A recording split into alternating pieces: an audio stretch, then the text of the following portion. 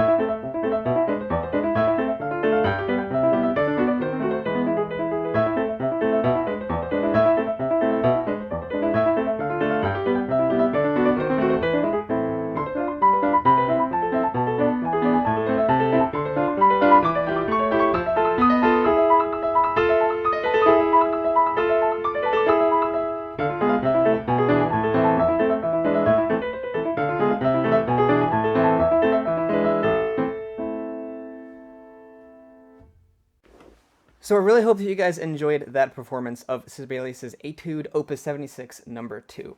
Now, I mentioned in the beginning that I'm under the guidance of internationally renowned pianist Yiyang Chen, and I'll put a little bit of information about him in the description of this video. He actually has a YouTube channel. It's not very big and there's not much content on it, but the 1 or 2 videos that are in there are really great. He's a phenomenal pianist and I enjoy listening to him play. So he's got a couple of videos on there, so if you're interested in maybe seeing more from him, I don't know if he plans on making more on that channel, but maybe if enough people subscribe, he might start making more videos. So if you guys are interested in seeing more of him, you might want to go subscribe to his channel down in the comment section and description. Now, for my YouTube viewers out there who might be wanting to know a little bit more about this piece, and for those of you who do enjoy hearing me talk about the piece I'm playing and stuff like that, I figured I would include a little segment of that in here. So this piece is fun to play, as you can probably hear. It has a fun, bouncy sound to it, and I just really enjoy playing it. However, there are some challenges in getting a good performance out of this piece, so I think I'll tell you guys some of the things you want to watch out for if any of you guys do decide to learn this piece. Now, one thing that I love about this piece is that it's short. It's only 3 pages long, which is really great, and there's a lot of repetitive parts in it, so you can learn it very quickly. I've only been doing this for a couple weeks, and I basically have the piece pretty performable. Obviously, you never really stop working on a piece. You can stop working on a piece, but there's always going to be little things you can improve about a piece of music, and so I'm not saying that I'm done learning the piece, I'm just saying that it's basically performable at this point. So some of the things that I wanted to discuss are just some of the things that make it fun and challenging, and one of those is that the melody, well, there's a couple different melodies kind of, but the main one that you can accentuate is the bass line, the low notes on the strong beats of 1 and 3. So you can actually accentuate those notes in the bass, which gives a really cool sound, completely changes the sound of the piece compared to if you accentuate the treble notes. The bass, accentuating the bass makes it sound way cooler and also makes it a lot more fun to play, because it kind of tricks your brain. Your instinct is to make the right hand be loud, because that's what virtually every piece of music for the piano is like, the melodies in the right hand, but not with this one. So that makes it an interesting challenge, and also to accentuate only certain ones within the measure, not every low bass note you bounce to. Then, of course, you have that whole bass left-hand bouncy rhythm and that bouncy pattern, which is so much fun to play as well. And you've got a similar pattern going on in the right hand. It's very chord-based. It's very pleasing. There's not too many dissonant chords. I don't really think there's any for the most part. And I like consonant-sounding pieces. It's a really fun piece. So another challenge with this piece that you definitely want to watch out for when you're learning it is playing it too fast. It's definitely not a great idea to try to play it too fast. It's fun to try to play it too fast, but that's not a great way to practice. So metronomic practice is a really great idea that I found with this piece. I practiced this a lot with a metronome. And when I performed it, I wasn't performing it quite at the normal performance speed. It says Ligerio on the sheet music, which is around 144 to 148 beats per minute, somewhere in there. And I think I was doing it a bit slower than that. But a thing a lot of piano teachers will tell you is that when they listen to you play, they don't want to hear how fast you can't play the piece.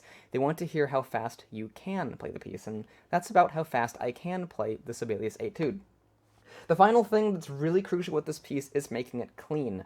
And that's a little difficult, especially in certain spots, like that last low A that's all the way down here. Your hand flies across a good quarter of the keyboard to get to it. It's difficult to land precisely on the note and on a few others within the piece, but it's really crucial to keep it clean and precise sounding. You don't want it to sound sloppy, you don't want your hands to be getting out of sync or missing notes, and that's another reason why practicing this piece especially, but music in general, with the metronome is a great idea.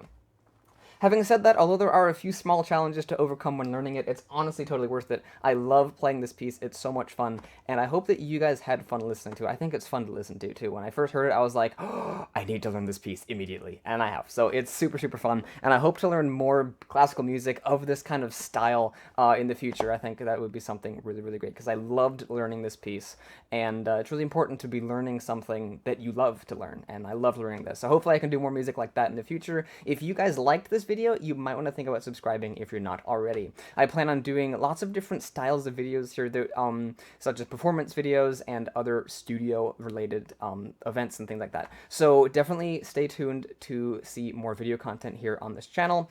And if you subscribe, thank you very much, and I'll see you in the next video. Goodbye.